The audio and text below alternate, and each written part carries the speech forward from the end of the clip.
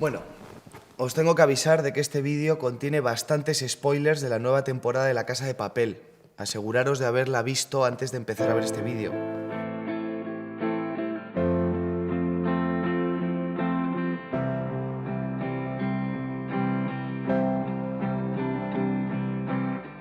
Yo no me podía creer que iba a terminar ese día. Estaba que la patata me iba a 8000 por hora.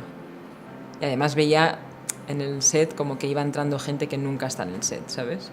Veía como que iban bajando la gente de las oficinas, como que cada vez había más gente, y me dijeron, bueno, vamos a hacer tu último plan. Y me acuerdo que tuve que hacer como un extra todavía más de concentración para no pensar que era el último plano, porque es que te juro que se me iba a salir el corazón por la boca. Yo decía, madre mía, me va a dar algo, tío. Fue fuerte, fue como que no quise mirar, no quise hacer nada. Digo, venga, va, o sea, haz tu último puñetero plano de La Casa de Papel. Y nada, y cuando terminé sentí como que había un silencio sepulcral y dije, buah, la han dado por buena, no hay que hacer más. Y sí, en plan, bueno, pues Úrsula Corberó ha terminado La Casa de Papel y ahí ya fue como, bueno, soltarlo todo. Ya lo veréis, está todo grabado, desgraciadamente.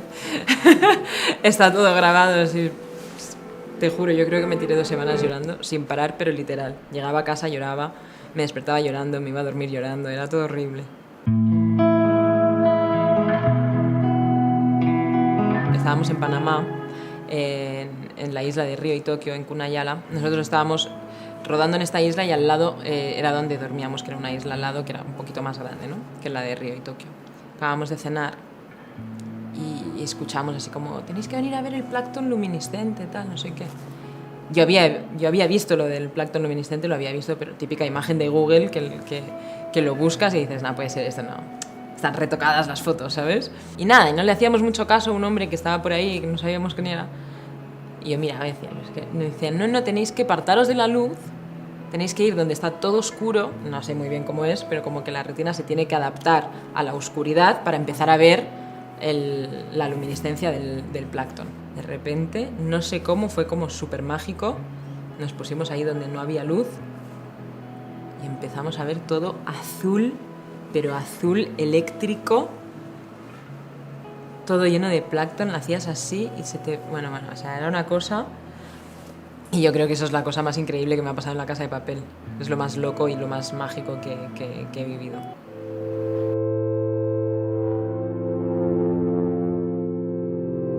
Es una ambivalencia. Yo siempre con Tokio he tenido ese tipo de ambivalencia, ¿sabes? Porque me ha hecho sufrir un montón y he hecho muchísimas cosas que he tenido que superarme a mí misma, que hacer de tripas corazón. No solamente a nivel interpretativo, en todos los sentidos, la demanda física, el hacer un personaje también que es tan diferente a mí y que tiene siempre esa carga energética tan elevada. Entonces, pues por un lado, yo creo que sí, o sea, como que sentía que era el momento, ¿sabes? Decía, sí, yo creo que es el momento, de que estoy preparada para dejar a Tokio. Y fue muy gracioso porque 2 semanas antes de terminar de rodar ya empecé como a entrar en un loop rarísimo donde todo me daba muchísima pena, tenía una tristeza profunda y yo creo que ahí empezó como mi luto y lo pasé muy mal, fue muy triste. Después me di cuenta y dije, es que qué cabrona la Tokio, que me hace sufrir y al final estoy ahí enamorada de ella hasta el final, ¿sabes?